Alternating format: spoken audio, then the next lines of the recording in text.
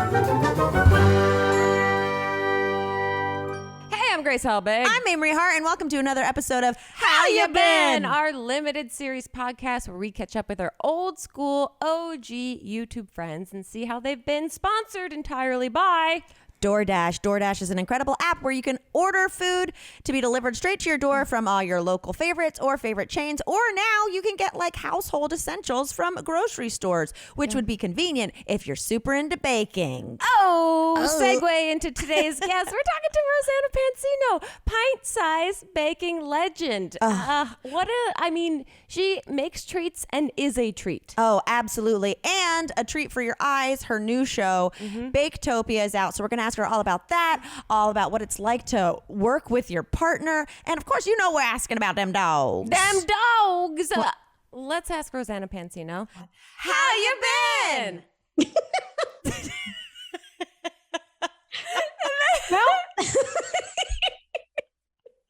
This is perfect. This is perfect. I love that a laugh can convey so many things. It's the entire spectrum of emotions is encapsulated in a laugh. Rosanna, thank you for making time for us and talking to us because we have many questions. So many questions. First of all, we love you. Love you. And that's not a question. That's a statement. That's a statement. We love you. I miss you guys. This has just know. been so sad. I miss you so much. I haven't even seen your house after you did the redesign. I saw all the pictures of it, but I haven't been able to come over. I haven't got to pet little Beans' little face. Exactly. I mean, you haven't introduced Beans to your dog. I mean, there are so many opportunities. There's a lot. Yeah. But first, I wanted to start it. Dog. Oh, sorry. Yes. Well, how are we starting this? Well, I know. It's always a shit show. It's already been started. Well, I wanted to tell the people listening or watching that the greatest thing happened. We get on, we say hello before we shout how you been in your ear. And we take a sip of water and Ro just goes, Mike, will you bring me my mimosa? And so she is having a mimosa and making the mimosa of her Friday. I mean, it well-deserved, truly well-desered because you have so much going on or seemingly so much going on. Right. You're a constant workforce. And you're always so incredibly pleasant. So we obviously have to start with Baketopia. Yes. We have to talk to you about that because that is the biggest thing that's happening to you right now. My question is, how, when, what? Yeah. How did this come to be? Yeah. I've always wanted to do a baking show or like a baking competition show. I thought it would be so fun, but I was kind of waiting to meet the right people who had the same vision as I did. And I met a lot of wonderful people in production companies, but I felt like it just wasn't quite right. And I'm definitely a person who goes at my own pace, slow and steady. I'm in the marathon mindset. So I didn't really rush it. And then naturally, I just met really great people and it just clicked. And I did so. I was a guest judge on my friend Laura DIY's show Craftopia. And you were also a guest judge on Nailed It. And I was like, look at her go. She's everywhere. Mamrie, fun story. I got in a little bit of trouble for texting you, or I called you. I was like, hey, I'm good. I'm doing it. And they were you called me to be like, I'm back here with your friend Nicole Byer. And we're having the best time. And I loved it so much. I literally forgot I was mic'd, and the producers ran in and said, "Ro, no spoilers. You cannot tell anyone you're on the show yet. You have to wait." And I was like, "No, it's just Mamrie." And they were like, "We don't know what that means." That's clearly not a person's name, so that must be some sort of code for something. Oh my God. And I was like, oh, no. They know each other. It's fine. They're in the biz. They're not going to say anything. Wow. That's so much better than, have I told this story yet of what happened to me on set a week ago or 2 weeks ago? That's so much better than me going to literally take a shit and then coming out and my sound person going, hey babe, next time let me know so I can mute you. That was just live in the feed between New York and LA. And also I was like, in my head, I was like, okay, whatever. It wasn't like, a laxative level. It was an easy breezy, clean moment. But I was like, was I talking to myself? Because I talked or like, what was my breath work like? What was I doing? So anyway, what's less embarrassing? These the 10-1 stories. Yes. Yeah, for anyone listening who doesn't know what 10-1 is, it's the code name on sets when you're filming if you've got to use the bathroom. They're gotta go do a 10-1. 10-1 and then 10-2. And we joke it's a 10-2 if you have to go number 2. But my funny story for Bagetopia is I wore a romper. The only time I wore a romper on the show. No. Deceivingly comfortable and lovely. But very complicated. I couldn't get it off to go to the bathroom, and it just hit me all at once. And I just was seconds away from a major accident. Seconds. I was like ripping it off, and somebody helped me get out of it. I don't want to embarrass him, but I ran into the men's bathroom too. The women's was full, and I just said, "I got 5 seconds. Help me!" And he just ripped it off of me, and like we became best friends afterwards. So he knows who he is. Thank you very much, and it avoided disaster.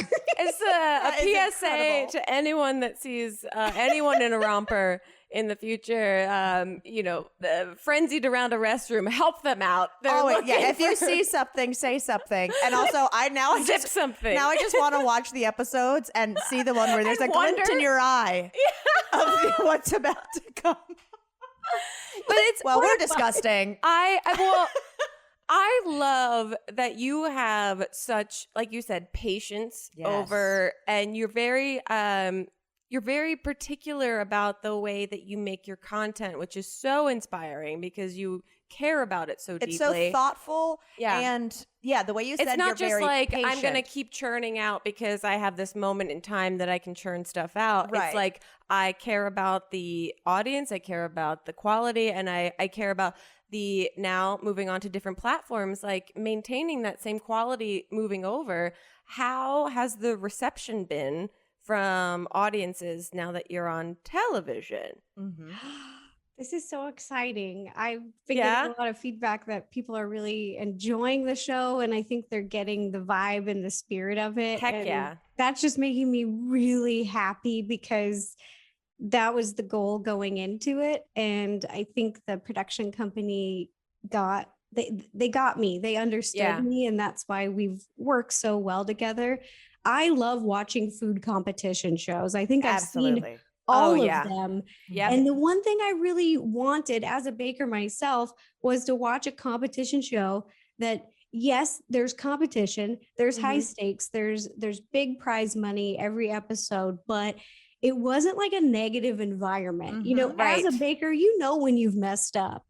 And when you mess up in front of the world, when there's all these cameras on you and lights, camera, action, and you make a mistake, I don't think you need to be yelled at by judges or be called names, because you're already beating yourself up inside your head. You had a vision, and when it goes wrong. So I don't think that's something that I really wanted to focus on in a competition show for the drama or for the intensity. You'll see bakers on the show. The competitors are really talented. All the bakers on the show, they got on the show because they can bake. Some are home bakers, some own their own bakeries, and some are very fancy pastry chefs, but all of them have got skills, and that's why they're there. It's not like a gotcha show, but mistakes happen because your competition baking is very different than baking in your own bakery. It's your time, different ovens, different might ovens, be weird, different equipment.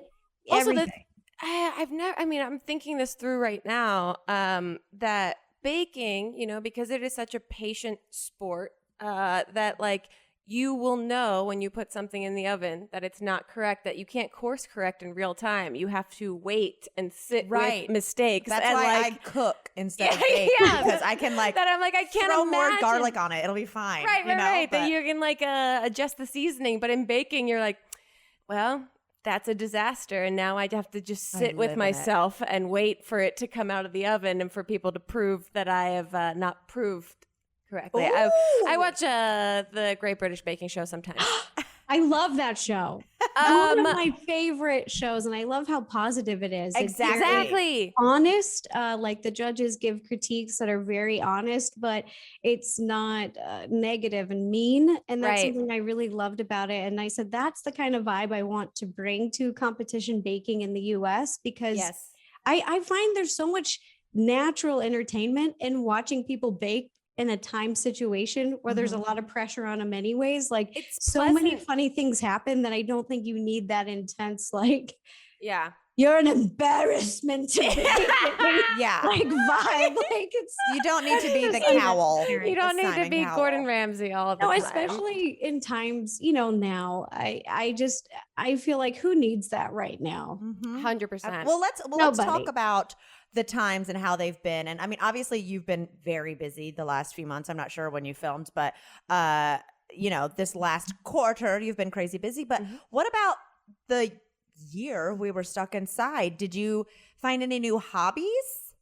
Did you surprise yourself with ways of entertaining? And I think I saw on your Instagram that you guys moved. And that's a big new development for you guys. Yes, we do. I would not advise to anybody listening to film an HBO show and sell your house, buy a new one during the pandemic. Write it down. The level of stress was so high at the end of last year. I think every year I keep it pretty crazy over here, at my house. We always got a lot of people, a lot of family, a lot of animals. Yeah. And there's usually high highs and low lows. But last year during the pandemic, I think it was just that intensified. I feel like the lows were just super low. And then the highs were getting to film this show and finding a new forever home, these really high highs. And that just felt insane. It felt insane to be experiencing both feelings at the same time. Yeah, that you're like, how do I regulate? How do I get to my middle ground again? And also in like rationalizing in your brain that it's okay to be really joyful right now about this, despite it being a very tough time on like a global level of like not going, well, I'm not going to enjoy this as much as I should because some people aren't having a good year. You know what I mean? And like embracing that the good things are happening. I felt like my emotions were literally crying in tears watching the news or something happening that was just so heartbreaking, and then smiling. It just felt really unstable, if that makes sense. 100%. I just kind of like let it be that way. I had to just kind of give into it and go, okay, this is the year where it feels like this, and it's okay because this is what's happening in the world. So just, experience it, let it happen. And that was hard to do. Just kind of, giving into it and letting just saying sweatpants and mimosas on a Friday. And that's what I did. I that's told what myself, I need. That's what we call self-care. I would have a drink every Friday. I said, when I turn 70, when I make it, I'm going to have a drink every Friday. And then during last year, I just said, you know what? Screw it. I'm going to have a drink every Friday now. Starting now. Until 70. My mother turned 70 today. Wait, I have way too long to wait. I have a question. Yeah. Why 70? Why was that the age that you were waiting for? Because that seems like a very long time from now. Very specific. I think you and I are both 35 years old. So that's like a good... You're only halfway there. You're halfway. We're literally halfway there. I'm like, know why. That seems like a bit torturous. I was like, you deserve that. When you're 70, in my head, I was like, that's the magical number. You deserve to have that laid back Friday.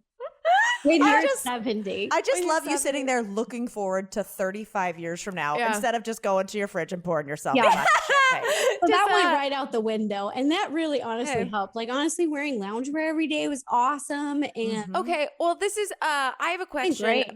Your style, one, is absolutely fabulous and on the show, in life, and unique to you. You are like the most stylish Polly Pocket I've ever seen, and I just want to emulate. You just wore on your space age cupcake. Yeah, that Instagram where you were wearing that like kind of suit space dress thing, leather. I'm obsessed with it. but I love that you're getting the balance of doing some loungewear now. How do you describe your style? Like when you are putting yourself together for for a show or an event or something, like how do you get dressed up? I used to just pick something that would fit. Okay. That used to be the goal because I'm a really unique size. 4'10", very petite and curvy. I've got hips, so it was always just very difficult to find pieces, and I could never pull things off the rack. It always had to be the smallest size of something, borderline into children's sizes for the height, and then we'd have to tailor it a bunch to fit the curves. So the goal when I started playing with fashion was just something that fit, and now that I've found a really great tailor and I'm starting to like experiment more. I really love colorful pieces. I love incorporating some of my passions like food and the shoes that I've been wearing. There's really cool company, the Shoe Bakery. Have you seen those cool shoes? They're like crazy. Ice cream on your Instagram? Yeah. They're insane. I can't believe they do. It's like art. It's Grace, we gotta get you some spaghetti shoes. Yes, we gotta get you some spaghetti shoes. Some spaghetti shoes, big time. I'm gonna manifest this. We're manifesting. We're putting it out into the universe right now, and hopefully, I love it. I'll put you in contact. Please. I started working with a guy who the Shoe Bakery, and we've been working together for years. And he's wonderful. I bet he could make you some spaghetti shoes. Stilettos. Amazing. We'll call them stilettos. Stilettos. Okay. We'll take this offline. I don't need to steamroll you with my spaghetti shoes idea. Ugh, do you ever get home from a big old journey to the grocery store, gonna cook an amazing meal and realize you forgot the one ingredient that you need to finish it? Well, no worries, because now DoorDash can bring those ingredients straight to you from the store. That's right. It's not just delivery from your favorite restaurants, chains, and local favorites. You can also get snacks, drinks, and household essentials in 30 minutes with DoorDash. DoorDash connects you with the restaurants you love right now, right to your door. Ordering's easy. You open the DoorDash app, choose what you want from where you want, and your items will be left safely outside your door with contactless delivery drop-off settings. They've got over 300,000 partners in the US, Puerto Rico, Canada, and Australia, and you can support your neighborhood go-tos or choose from your favorite national restaurants like Popeyes, Chipotle, and maybe Cheesecake Factory, which I'm not even gonna lie, I ordered a couple days ago from DoorDash, and it was like I was being reunited with an old friend I hadn't seen in a year. So for a limited time, our listeners can get 25% off and 0 delivery fees on your first order of $15 or more when you download the DoorDash app and enter code HHYB. That's 25% off up to a $10 value and 0 delivery fees on your first order when you download the DoorDash app in the App Store and enter code HHYB. Do not forget, that's code HHYB for 25% off your first order with DoorDash. Subject to change. Terms do apply. But I have a question, which I think relates to style, etc. Because like you said, you're a gorgeous, curvy, love some style lady. Gorgeous. How do you balance being embracing your age and what I think is sexiness with the fact that you have a very young audience on YouTube? You know, like, do you ever think about like, what will my content on Instagram, will that match if the kid who watches my YouTube videos get on there? Like, do you draw a line, or do you just feel like, do you make content for a specific sort of audience? Or are you making content kind of in general, and then you're attracting how has that changed as you've gotten older? That was 17 questions in one question. I'm still waiting to hear her hobbies. I totally get what you guys are asking. And when I first started making YouTube videos, it's just making content that I enjoy and for myself. And then an audience naturally gravitated towards it and a community formed. So it was never for, you guys know, being OGs on YouTube. Yeah. We never really thought about audiences or demographics, right. I'm curious that you've been on there for over a decade, that now these 7-year-olds are like 17-year-olds, and do they still kind of watch with you? So what I've been doing now is I still am doing the same thing when I started, is just making content that I like, and then it is attracting the community, the audience who wants to watch what I'm making. I don't ever think about really age or demographic or anything, which maybe I should. No, I got in trouble a few times on Instagram because I really am not thinking about age. I'm just being happy and doing what I enjoy and what I like. And I've gone to the beach a few times with my girlfriends and posted like a little picture, you know, at the beach and being like, sun's out, buns out, you know, and just being goofy. And I've had a few people go, that's inappropriate. And I'm like, I don't think a woman being on the beach in a swimsuit is in her 30s. Unless you forget that I'm an adult woman. I'm not a teenager that exists on the internet. Right. I've just been so comfortable with my body and body parts. My mom, before she became a stay-at-home mom and stayed home with Molly and I, she worked as a med tech and in the pharmacy. And so she was really matter of fact about bodies and talking about health stuff. So that's just what I'm used to and what I grew up with. So I guess I just don't understand when other people don't come from that mindset. And I really don't think about it. I'm like, a finger is a finger, a bum is a bum. It's not really a big deal to me. It's I feel like it's so natural. It's skin. It's just skin. Yeah. And I think that's the only time I've kind of gotten, I guess not in trouble, but I've gotten feedback saying maybe this content is more mature than we knew. I also posted a few videos about when I froze my eggs. And I'm gonna post a video about going all natural. I had my breast implants removed. And so I'm gonna be posting a video on that and why I decided to do that and kind of just the whole process of that to be educational. And when I did that before, people were saying that it was a little bit of mature content, but you're a mature person. You're like you're not talking about something out of your age range. You're talking about something authentic to your actual life right now as you're experiencing it. Yeah, and I feel like women should talk about women's health and at any age. And I grew up talking about health with my mom from when we were really young. So I think it's just that mindset that I think that talking about our bodies and health should be natural and normal. Yes. And the more you learn about other people's journeys or what they've been through, you can only get more educated and educate yourself on what's going on. And so many people have different experiences. Even with my sister, she gave birth 2 years ago, and her birth story is so different than other women's birth stories. But the more you listen and learn about all of them, it kind of takes the fear out of that big event in life, because you have all these different stories to pull from. And so if something starts happening to you, maybe it relates to one of the stories that you've heard and go, oh, maybe this is happening to me. And I know someone who's been through it. And so I don't need to be so scared or nervous because I can kind of know what to expect. So I just think still a lot of mystery in women's health and whatnot. And sorry to bring up Bridgerton, but on Bridgerton, this poor girl gets married and she doesn't know what sex is. She doesn't even know what a penis is. And so, obviously we've come further than that, but like still, there's still a lot of things shrouded like that you're not going to find online. It's going to have to be like person to person. Like when you got your eggs frozen, like I saw you curious, somewhere and you talking about it, I was like, oh, I didn't even think about that. Same. And I'm so curious to hear your journey with that. You know, we're adult women, and also for young women that watch you that might think of, you know, we put on these personas when we exist on the internet, but we are multifaceted, complex human beings at the end of the day. And so to be able to share something that is authentic and personal only provides more inspiration to young women, boys, you know,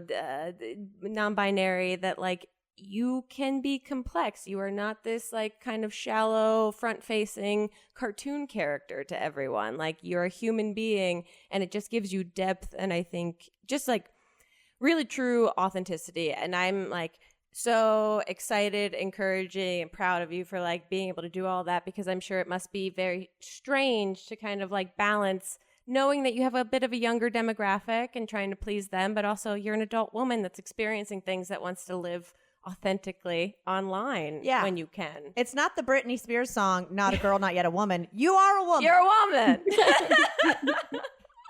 You're a woman. So that's been awesome to watch, because I'm sure whatever flack you've gotten for it being mature content, you've way more affected the people who needed and wanted to hear it. Totally. Yeah, I think it's important. And a lot of people grew up watching me and they've really like grown up over the years. So that's what I mean. Yeah. Always keep that in mind. And it's I don't really feel like I ever talk about things that are super inappropriate or in a disrespectful way. So absolutely not. Whether, you know, you're 5 years old or 55 or 105, I don't feel like my content should be really triggering anyone. No. I bake a lot and talk about my own life experiences. I don't think that should be like a hot spot. I would love to talk to the person that is triggered by Rosanna Pansino content. I like to get to the core of what they're gluten-free. No, but I remember like when I was doing YouTube actively, like having moments where in my head I'd be like, do I make I have to do taxes joke? Don't remind people I'm an adult. Oh yeah. That you feel like you get in a box. I mean, you've been able to successfully manage your a brand and build on it, not only in HBO Max TV realm, but also in the actual like products. You're making products that I see at Joanne Fabrics that I get so excited about when I go there. This realm to me seems insane. That like when you're testing and trying things, like I can't imagine the amount of time, effort, and concern that went into that for you. I'm curious about it. Extremely time consuming. So when you're developing products and doing licensing deals, you can either be really hands-on or hands-off. And it's me. So I was super hands-on, maybe even too hands-on. Some of the products I developed were original products that didn't exist in the marketplace before. Some of the molds we created, some of the bakeware pans. I was creating things that I wanted as a baker that didn't exist. And that process just took a really long time because they have to go through manufacturing and then testing in the test kitchens with basically scientists who like food science test it to make sure it's safe, to make sure it works in the right temperatures. And so they're basically trying to find all the problems with it. They're trying to find something wrong. What and fun. a few of the things, like I made that princess pan. It's like a leveled pan that makes like a little cute princess dress, that with a hole in the middle, like a fluted hole and a double stack. That didn't exist in the marketplace. The only thing that existed kind of similar was a dome that you would stick one of those little creepy dolls with the toothpick bottom in, like, but you know, moms weren't doing that. Moms were buying the doll, the Barbie, and they were wrapping it and putting it in the cake so that when they were giving it to their kids, it would be a double gift. They get a cake and the toy. Like the little doll cakes with the spike in them, those are just really old and dated, and it's just not what moms are doing. So I wanted to make something that would complement what they're actually doing now. And that pan took 3 years to make. Wow. And looking back, what are your notes looking back on the experience?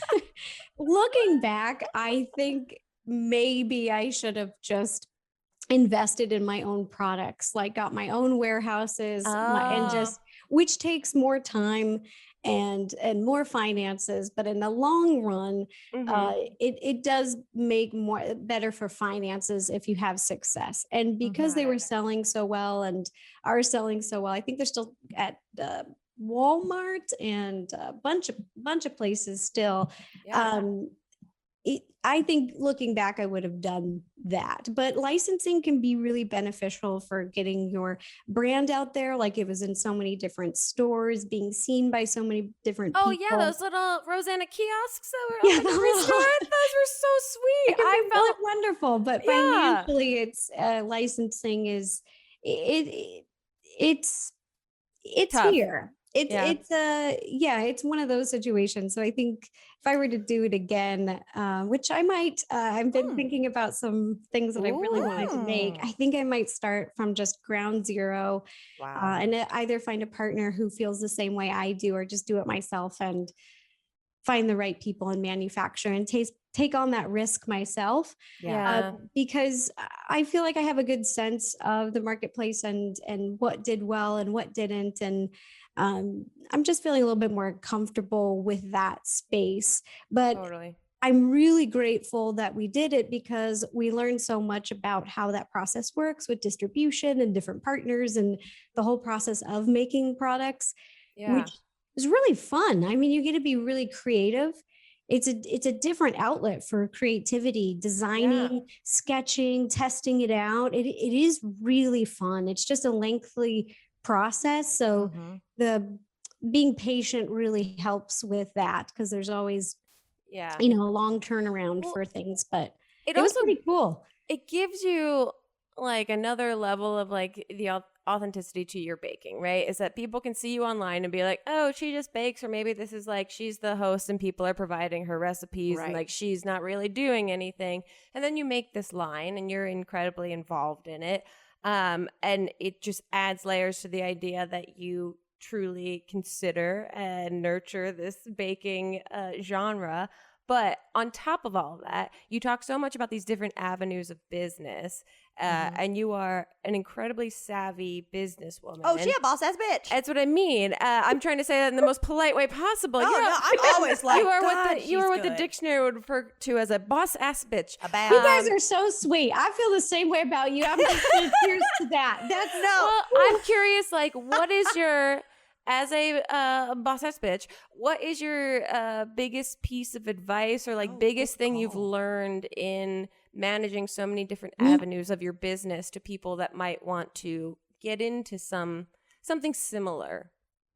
My best advice, I would say financial advice, especially to women, men too, but especially to women, because for so many years, women were taught to really stay out of the finances, the business. That was the traditional family where, when my mom and dad were growing up, like dad goes to work and does the finances and mom raises the children. That was a very traditional model in America. And so breaking that mold and really understanding money, but that's for men and women, especially women, understand finances. The best advice I could give is not just your personal finances for everyday success, but especially if you want to run your own business or you want to start a YouTube channel or you're interested in becoming a social media influencer. When you start to make money, you want to make smart decisions that will last a lifetime. So I would say save some money, which is hard to do, but save it before you can even see it. My dad made me do that at my first job when I was a babysitter, when I delivered newspapers, when oh my God. I had to save 10% of my paycheck every time and put it away before you can even see it. Because if you can see it, I'm going to spend it. I mean, it's just human nature. So you have to save it. Then when you can, invest into something. And then that can be anything. I wasn't the best with stocks. So I feel more comfortable with something physical, like I can touch and feel. And for me, that was real estate, like land, houses, because I felt more comfortable with that kind of investment. Sure. And just understanding the real estate market and making good decisions there. It's easy to do. And as soon as you can, I would encourage everyone to buy a home or buy a townhouse or buy a condo versus rent as soon as you can. Are you taking notes, Mamrie? I mean, I'm like, Rosanna. I know. I'm like, when we is just got into a business Rosanna. book? We're in a Rosanna Pansino masterclass right now. I I'm love sorry. this. I'm like so passionate about it. I forgot that we're doing this podcast. I know, so I was like, I was like, I'm so glad we invested in this seminar. I know, this is incredible. We got to fill out our worksheet. I can't wait to give feedback on this course. It's nothing but 10 stars. Truly, like, I feel like you have so much information to offer, and I love hearing you talk about business stuff outside of also just your cadence is just so calming. I know, me too. It's I'm so like really pleasant. relaxed. I know.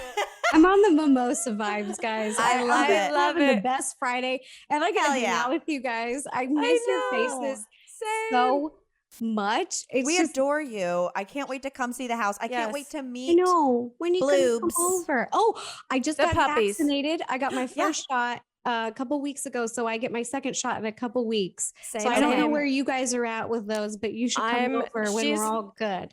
She's fully vaxxed. I'm half, and we will figure it out when we all get there.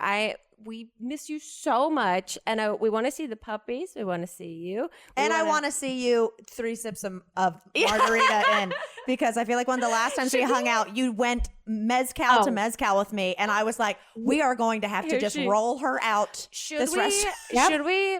We shut the restaurant down. Do you remember? We did. That? They were like, please leave. They were sweeping around us.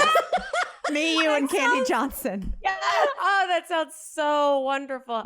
Should we throw a 70s party where we show up in our 70s? Yes, I have bell bottoms. I just no, not the dressed as 70-year-olds. As 70-year-olds. 70-year-olds. Yeah, sure, I'm down for that too. But you can be in bell bottoms for it. No problem. Oh my God, it is a date. Thank you so much, Rosanna. This is wonderful. Where can people who it's rare that they won't know this, but where can they find you? Where can they watch Baketopia? Where can they see everything that you're up to? All my social media handles are the same. It's my long name, Rosanna Pansino, on Instagram, on Facebook, on Twitter, on YouTube, on Snapchat, on there you go. TikTok. Are you TikToking? Okay. I've been posting a few videos on TikTok. I've been doing like food ones. I'm really obsessed with their food. Yeah. Everything. It's a big thing. I mean, I'm going to give you about like 2 weeks and then you're going to blow up on TikTok. Absolutely. And it's going to be crazy. Oh my gosh. And then Baketopia's on HBO Max, and all the episodes are up so you can binge it. We love it. Well, thanks for hanging out with us. And Rosanna, it was lovely to hear how you been. I mean, I've got a toothache. That girl is so sweet. Sugar to the core. I love her. Wow. I mean, she needs to have a dentist on set of that HBO Max series because it's just too sweet. It's too sweet. It was super nice asking Rosanna, how you been?